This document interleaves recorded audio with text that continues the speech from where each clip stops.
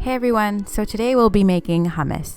Hummus is mainly made of chickpeas and is a very smooth and creamy dip.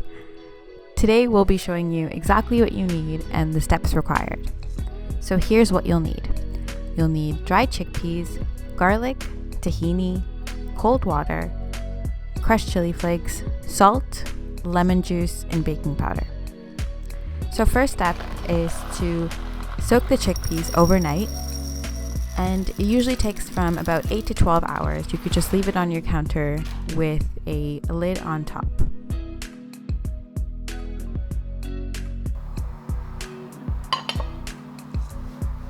So after 8 to 12 hours, you will have soaked chickpeas that will look something like this. You want to take these chickpeas and you can either pressure cook them or cook them on the stove. You also want to add the baking powder at this point, and it allows the chickpeas to be much softer. So first, add the chickpeas to a blender, any blender you have. So first I like to add in the garlic and the chickpeas and blend those together to make sure that the garlic is well incorporated into the chickpeas.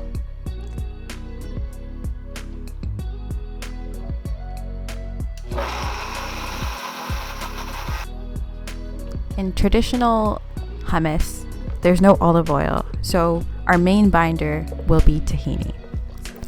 Also, you want to scrape down the sides consistently so that everything is well incorporated.